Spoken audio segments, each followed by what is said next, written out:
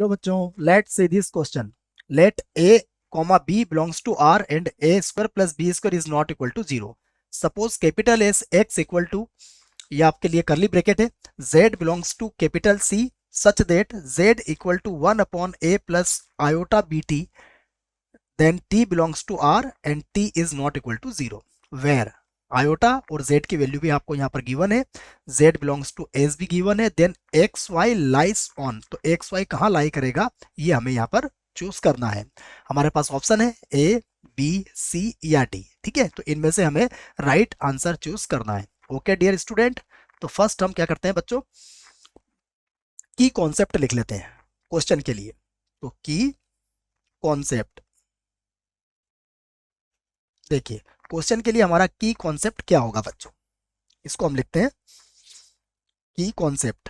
देखिए की कॉन्सेप्ट में हमें इक्वेशन ऑफ सर्कल पता होना चाहिए. इक्वेशन ऑफ सर्कल ये होती है x minus H whole square plus Y minus K whole square equal to 0. ये होती है इक्वेशन ऑफ सर्कल.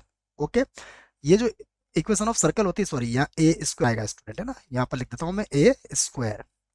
तो इक्वेशन ऑफ सर्कल में ये जो एच और के है डी स्टूडेंट, ये हमारे सेंटर होता है, तो इसका जो सर्कल का सेंटर होता है ये होगा हमारा एच कॉमा के, और सर्कल की जो रेडियस होगी वो होगी हमारी ए. ठीक है, तो बस ये हमारा की कॉन्सेप्ट होगा स्टूडेंट. इस की कॉन्सेप्ट से हम इस क्वेश्चन को सॉल्व कर लेंगे.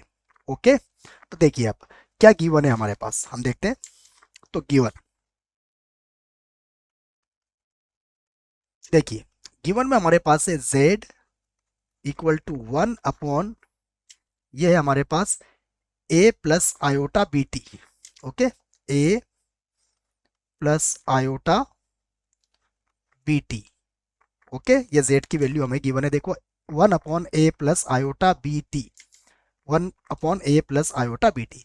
अब देखिए z की वैल्यू क्या है हमारे पास, z की वैल्यू है x प्लस आयोटा y, और यहां से इसको रेशनलाइज कर देंगे तो ये होगा a plus iota B T, उसके बाद इनटू ये हो जाएगा a minus iota B T, और अपॉन ये होगा हमारे पास a minus iota B T. Okay, यहां से देखिए हम इसको फिर सॉल्व करते हैं, तो ये होगा हमारे पास x plus iota Y equal to, ये होगा a minus iota B T, और अपॉन ये फार्मूला बन जाएगा, तो ये बनेगा A square minus B square. तो A square iota square minus होगा जो इसे प्लस कर देगा, और ये होगा B square and T square. Okay, तो यहां से देखिए अब आप इसको आप अलग अलग कर लेंगे, सेपरेट कर लीजिए इसको आप. तो x plus iota Y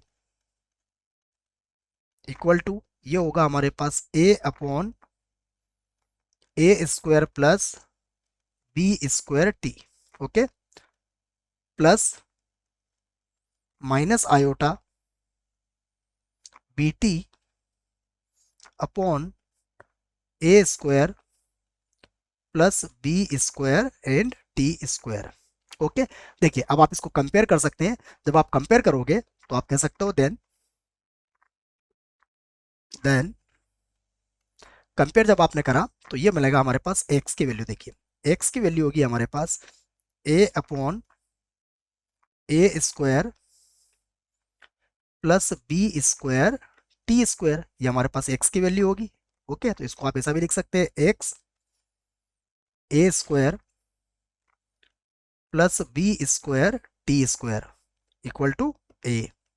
okay, ये हमारे लिए इक्वेशन फर्स्ट हो गई. देखिए सेकेंड आयोटा वाला जो हमारे पास पार्ट है हम इसको भी कंपेयर कर सकते हैं.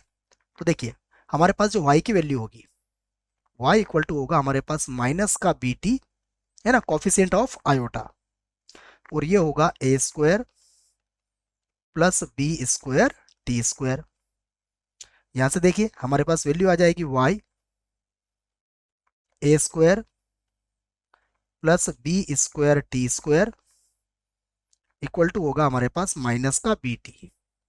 ओके, ये इक्वेशन 2 है हमारे पास. अब देखिए यहां से हम क्या करेंगे, इक्वेशन 1 डिवाइडेड बाय इक्वेशन 2 कर लेते हैं, तो ये डिवाइड हो जाएगा हमारे पास. ठीक है, तो हम लिखते हैं इसको, equation first divided by equation second. Okay, तो देखो हमारे पास क्या होगा, यहां पर हमारे पास आ जाएगा x अपॉन वाई, तो x upon Y equal to, देखिए ये तो हमारे पास कट जाएगा, ये होगा a upon minus B T. Okay, तो a upon minus B T, यहाँ से t की वैल्यू फाइंड कीजिए आप। तो देखिए यहाँ से t की वैल्यू क्या होगी हमारे पास, यहाँ से मैं लिख देता हूँ, यहाँ से हमारे पास t की वैल्यू होगी, t इक्वल टू हो जाएगा माइनस का ए वाई और अपॉन बी एक्स। ओके, ये हमारे पास हो गई इक्वेशन थर्ड। तो आइए हमारे पास t की वैल्यू हो गई है। अब इक्वेशन 1 और 3 को सॉल्व कर लो या फिर 2 और 3 को सॉल्व कर लो। ठीक है, तो सॉल्विंग इक्वेशन 1 और 3, तो सॉल्विंग इक्वेशन 1 और 3। ओके, तो देखिए यहाँ से हमारे पास इक्वेशन थी x ब्रैकेट में था ए स्क्वायर, उसके बाद देखिए क्या था B square plus T square. Okay, तो बी स्क्वायर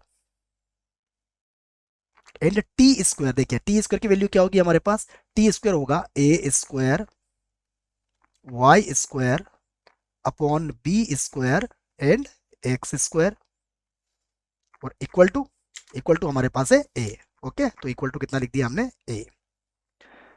यहां से देखिए बी स्क्वायर से बी स्क्वायर कैंसिल हो जाएगा हमारा, और ए स्क्वायर यहां से आप कॉमन ले सकते हैं, तो ये होगा ए स्क्वायर एक्स।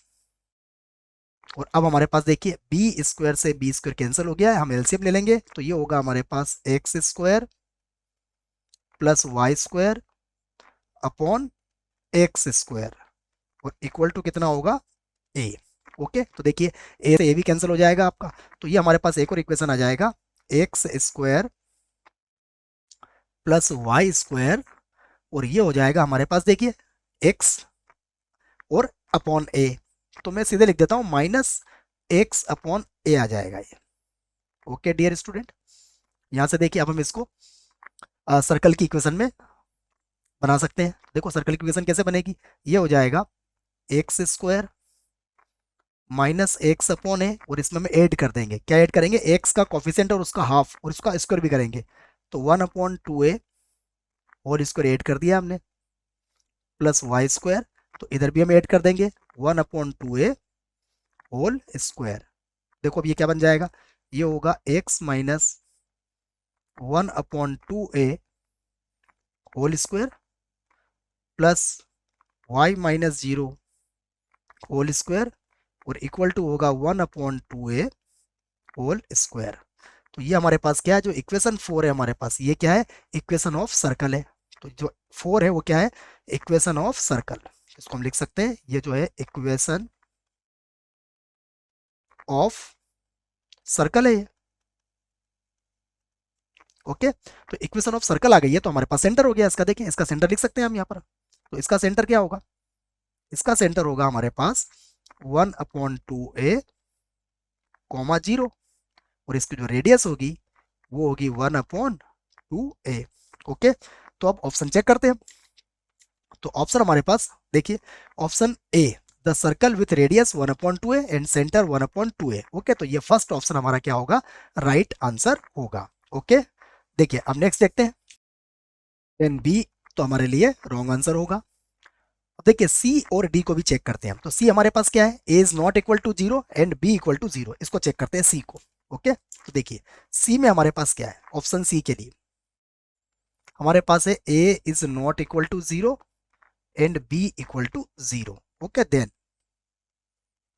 देखिए हमारे पास z इक्वल टू कितना है, z इक्वल टू है हमारे पास 1 अपॉन, और ये था, चेक कर लेते हैं, ये था अपने पास a plus iota B T. Okay, ये लिख रहा हूं मैं, ये था हमारे पास a plus iota B T. Okay, अब यहाँ देखिए b की वैल्यू आप 0 रखिए, तो ये मिलेगा हमें यहाँ से b इक्वल टू 0 पर वैल्यू आ जाएगी हमारे पास, देखो मैं लिख देता हूँ इसको, then x plus iota y equal to, ये होगा 1/a, और ये तो 0 हो जाएगा, तो 0 हो जाएगा तो हम इसको लिख सकते हैं 0 आयोटा। ओके, तो जहां से देखिए कंपेयर कीजिए आप कंपेयर करेंगे तो x इक्वल टू कितना होगा, 1 upon A, and y equal to कितना होगा हमारे पास 0। तो y इक्वल टू 0 क्या है हमारा, y इक्वल टू 0 को हम क्या कहते हैं, ये हमारा क्या है, x एक्सिस। इसका मतलब ये होगा कि x एक्सिस पर भी ये लाई करेगा। तो ये हमारे पास x एक्सिस हो गया है। ठीक है, चेक कर लेते हैं इसको, देखो तो ये हमारे पास ऑप्शन में है x एक्सिस, इसका मतलब C हमारा क्या है, राइट आंसर है। ठीक है, तो ये x एक्सिस हो गया हमारे पास। D को भी चेक कर लेते हैं हम। ठीक है, x एक्सिस, तो ये D को भी देखते हैं हम। देखिए D में हमारे पास क्या है, D में हमारे पास है, D है हमारे पास a equal to 0 and b is not equal to 0। Okay, तो ये हमारे पास है a equal to 0 and b is not equal to 0।